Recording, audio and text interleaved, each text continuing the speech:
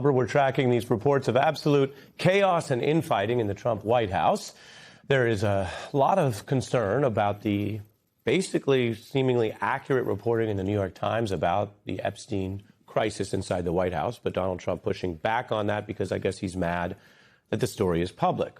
Washington also waking up to this type of headline: knives are out inside an insular and isolated White House. Political reporting on the angry and grievance-driven Trump White House mood these days, with one ally saying knives are out in some capacity. People are stabbing people like it's chaos, the chaos creeping back.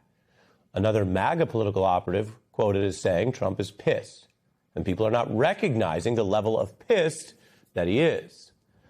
It all comes back to Epstein, a story that we've reported and told you they have not been able to stem, including high-profile testimony this week and that New York Times bombshell, which is part of a forthcoming book that probably has more details because this was just an excerpt.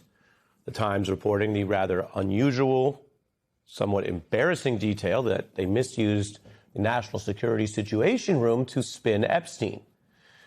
The response here, instead of shoot the messenger, it's find the leaker, a reported massive leak probe into who might have been talking to those journalists. You'll note, though, that a leak probe implies there are real people who said real things to the journalists. In other words, that the story was basically true, right? They want to find their own aides who are still in the White House who talked to the reporters. Meanwhile, the inflation numbers that are coming in show that the inability to stem or end the ceasefire and the war in Iran continues to catch up with America and Trump at home. Price gains have wiped out the pay increases that Americans have even gotten over the past year on average. So this is some of that economic math, but the bottom line is if you adjust for inflation, your hourly earnings, all Americans' hourly earnings, are actually lower. They've effectively fallen because of Trump's inflation. Now, Trump says he loves the inflation. I guess that's something he does not have in common with the American worker. And there are other statements which, from someone who has focused on PR, who is known to be a communicator, have raised wider questions about why any politician, including the incumbent president, would say that he doesn't ever even think about your financial situation, or that he doesn't care about what you do and vote in the upcoming midterms, or, as mentioned, that he loves inflation. Mr. President, to what extent are Americans' financial situations motivating you to make a deal?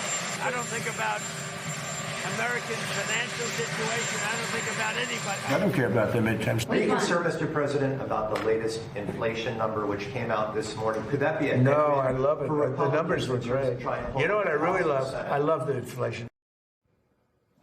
He loves it.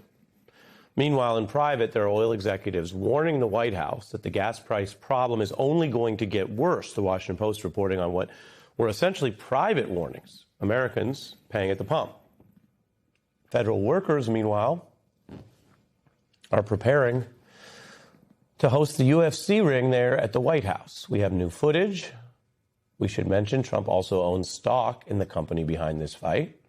Critics questioning whether this is part of the ongoing grift and that it doesn't end there, as the Trump family is trying to make money by selling a $12,000 commemorative gold coin that connects with this unusual fight that Donald Trump wants to hold at the White House, which is a type of focus and energy going to this instead of, governing the war, high prices. Jimmy Kimmel having a field day. The Trump family is offering a special commemorative coin with his head on it for this UFC event for the low, low price of only $11,999.99. You can see, though, it's a beautiful coin. Julius UF Caesar is pictured.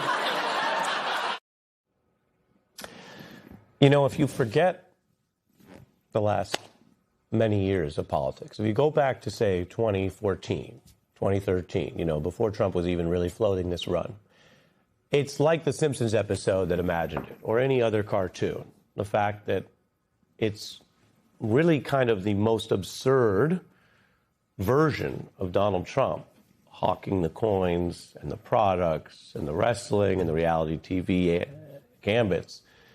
The type of thing that you wouldn't think he would need to do. He's in the second term. He has no more elections to run. He could try to, at times, focus on other things. But this is who he is. He was not going to change. He has shown America who he is. And so that's the weird moment we're in, living through a summer where people are actually having to cancel, reschedule, change their weekly plans, the vacation they were going to drive to the lake for because gas is too expensive. And whatever gains, as I mentioned, they got in hourly wages have been wiped out by Trump inflation, including the gas crunch that is only a direct product of a war that he started that nobody seemed to want in America, and that he certainly didn't run on, and he certainly didn't get Congress to clear. And so against the backdrop of these serious problems, foreign and domestic, you have Trump selling coins and doing these reality TV ploys. And you might say, okay, well, the news is reporting on that, but, you know, that's who he is and that's how he got elected, and that's his appeal. Well, it's not his appeal anymore. He has historically low second-term approval ratings. He is at a low enough approval that statistically a heck of a lot of people who have voted for him in the past now disapprove of him. So maybe the shtick and the campaign moves and the antics that did get attention in our political attention economy during campaign season aren't actually turning out in a way that the American public wants. And that's before you even get to the aging president's physical stamina. Now, this is the type of story we reported on regarding the last president, who happened to be a Democrat, and this president, who happens to be a Republican. What they have in common is what has become a big kind of ongoing issue in sclerotic Washington, which is a lot of people who are way past retirement age, continuing to do their jobs or do them as best they can. Trump, again, being seen in what looks like a public nap, and not at a kind of quiet end of the night kind of event. This was actually at the loud, action-packed Knicks-Spurs game. Today there is reporting that he saw 22 different medical specialists as part of his last checkup. Now, if you have good health care, and everybody would want the president to have, of course, the best there is, you can see as many specialists as you want. The question is whether this relates to other issues and a lack of transparency in the White House. There are questions from outside physicians who said they were skeptical of the disclosures about his health. And remember, when you are president, you give up some of that personal health security that most Americans have. In other words, it's not your employer's business or anyone's business if you don't want to share. But that's not the case with the president. There is a long and important standard of the president and the White House sharing the medical exams and other information because it is a national security issue and a matter of public import. If you ask the public, though, well, Americans are concerned that he may no longer be physically and mentally fit enough for the job. And that is a backdrop that might remind you of why Biden ultimately exited the race, because those kind of problems, those numbers are very hard to reverse. And while Donald Trump isn't running for office, his party, of course, is up in the midterms, and Republicans are watching their odds get worse. Larry Sabato is a renowned elections forecaster. He sees Republicans struggling and Democrats surging in several Senate races.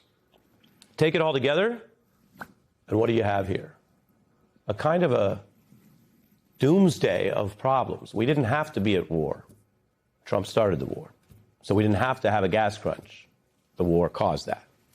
We didn't have to have an Epstein crisis that lasted this long in America. If Donald Trump had done just what he said he would do and immediately released the files, it wouldn't have taken this long. And ironically, it may redound against his benefit and hurt the Republicans that here deep into the summer, we're still looking at that issue, the reporting, him hunting the Epstein leaker, more witnesses going before Congress because Trump's DOJ did not do the investigations that they should have and said they would. And you don't have to take the news's word for it. You can get that take from Megyn and Tucker and the right-wing podcasts. So all of this has congealed into a problem for the Republicans going into the midterms and potentially for Donald Trump as he looks at a nation that increasingly sees him as unfit and off the path Americans want.